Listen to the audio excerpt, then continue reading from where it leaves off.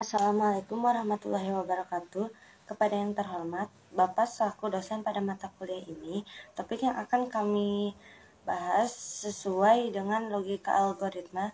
Saya Naya, sebagai moderator yang bertugas akan memandu jalannya presentasi ini. Sebelumnya, saya akan memperkenalkan anggota kelompok kami yang terdiri dari saya sendiri, yaitu Naya Diafinia Sabila, Silmi Nur Sakinah, Muhammad Rizaldi, Nasrullah, Raihan Padilah, Yunus Mustafa, Yati Haryati, Indri Mardianti, dan Amalia Farija Mahendra. Sebelumnya, saya akan membacakan rangkaian presentasi kali ini, yaitu pembukaan, pembacaan materi, dan terakhir yaitu penutupan. Saya Silmi Nur Sakinah dari kelompok 1 akan menjelaskan tentang mengenal logika algoritma.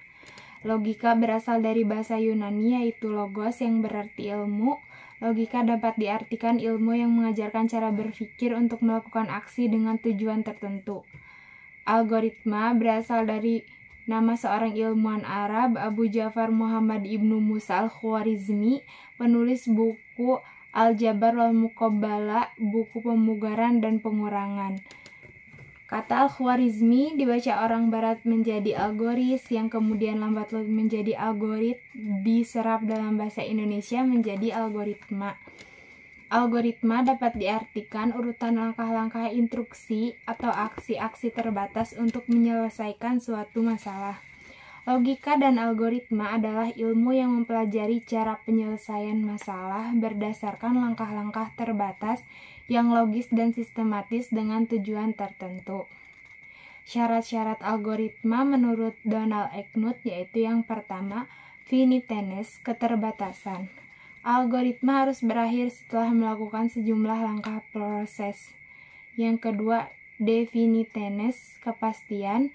Setiap langkah algoritma harus didefinisikan dengan tepat, tidak menimbulkan makna ganda.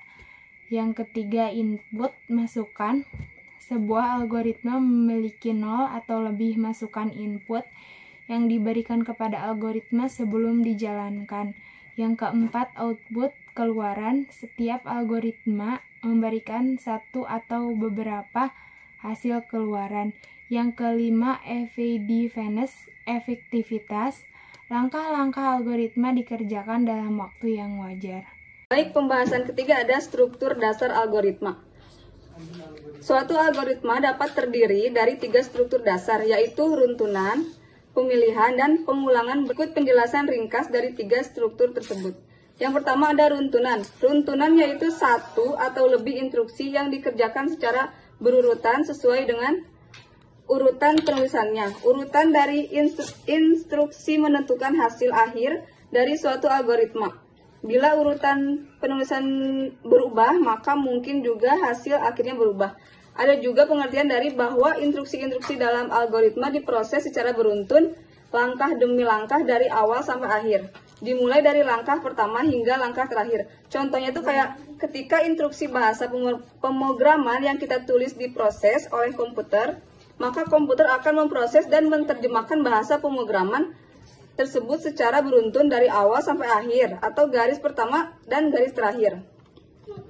Yang kedua ada pemilihan. Pemilihan adalah yaitu instruksi yang dikerjakan dengan kondisi tertentu. Kondisi adalah persyaratan yang dapat bernilai benar atau salah. Instruksi hanya dilaksanakan apabila kondisi bernilai benar. Sebaliknya apabila salah, maka instruksi tidak akan dilaksanakan pernyataan kondisi menggunakan statement if, jika, dan then, maka. Contoh dalam kehidupan sehari-hari pemilihan itu untuk kasus menyalakan komputer. Yang pertama itu colokan kabel listrik. Yang kedua ada tekan tombol power pada casing. Dan yang ketiga ada jika setelah power ditekan komputer mati, maka periksa listrik. Kalau komputer nyala, lanjut ke langkah berikutnya. Nah, langkah ketiga itu merupakan salah satu bentuk pemilihan komputer tetap mati atau hidup. Jadi dua kondisi tersebut akan memiliki alternatif penyelesaian yang berbeda. Dan yang ketiga ada pengulangan. Pengulangan merupakan pengulangan sejumlah aksi yang sama sebanyak jumlah yang ditentukan atau sesuai dengan kondisi yang diinginkan. Poin D tentang penulisan algoritma. Algoritma dapat ditulis dengan cara berikut. Yang pertama menggunakan bahasa natural, yang kedua menggunakan kode semu yaitu teknik penulisan yang menggunakan bahasa pemrograman tertentu. Yang ketiga menggunakan diagram alir atau flowchart yaitu teknik penyajian dengan menggunakan simbol-simbol. Poin E tentang teks algoritma. Teks algoritma tersusun dalam 3 bagian, yaitu yang pertama bagian kepala, yang kedua bagian deklarasi, dan yang ketiga bagian deskripsi. Setiap bagian disertai dengan penjelasan tentang maksud penulisan teks. Penjelasan ini ditulis dalam tanda kurung. Misalnya algoritma, nama algoritma, yaitu penjelasan singkat uraian yang dilakukan oleh algoritma.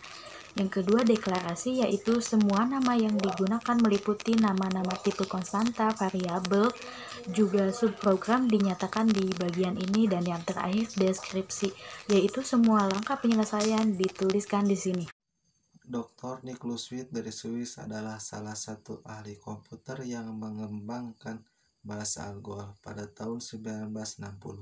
Dari bahasa ALGOL dikembangkan menjadi Pascal.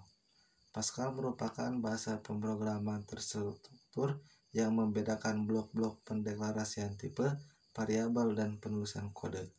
Struktur bahasa Pascal terdiri dari judul pemrograman dan blok pemrograman. Deklarasi variabel dan konstanta. Variabel adalah suatu tempat untuk menampung data yang nilainya selalu berubah, sedangkan konstanta adalah suatu tempat untuk menampung data yang nilainya tetap. Selanjutnya ada deklarasi tipe data. Tipe data dalam Pascal dibedakan menjadi 2. Yang pertama ada tipe dasar-dasar dan yang kedua ada tipe data bentukan. Tipe data dasar yaitu berupa bilangan logika, bilangan bulat, bilangan real, dan karakter. Bilangan logika adalah bilangan yang mana nilainya adalah berupa true dan false. Bilangan bulat adalah bilangan yang bukan pecahan atau disebut juga bilangan penuh.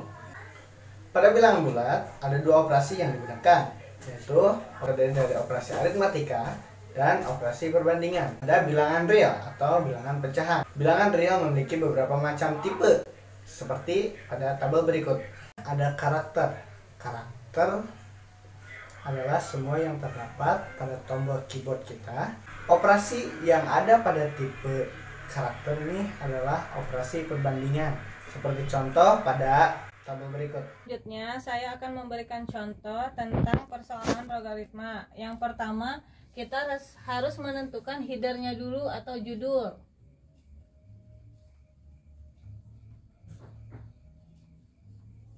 Contohnya, mencari luas segitiga siku-siku. Kita deklarasikan dulu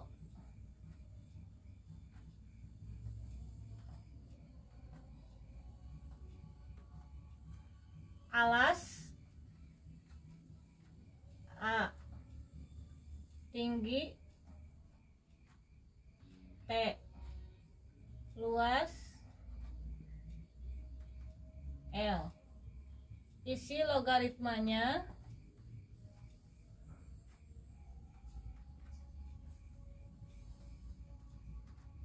yang pertama kita awali dengan mulai. Yang kedua, masukkan nilai A. Yang ketiga, masukkan nilai T. Yang keempat, proses setengah kali alas kali tinggi. Yang kelima, tampilkan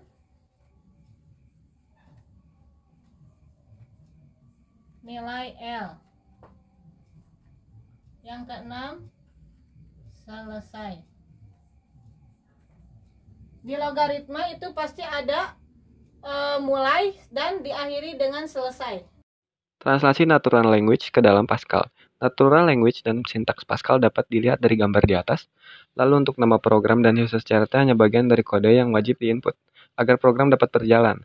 Dan titik koma adalah aturan wajib untuk mengakhiri suatu perintah, pendeklarasian variabel diinput di awal sintaks, integer untuk numerik, dan string untuk non-numerik.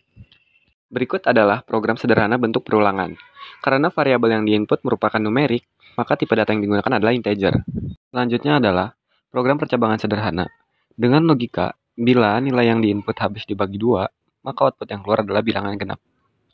Yang terakhir adalah program percabangan untuk menentukan predikat nilai berdasarkan nilai huruf yang diinput oleh user.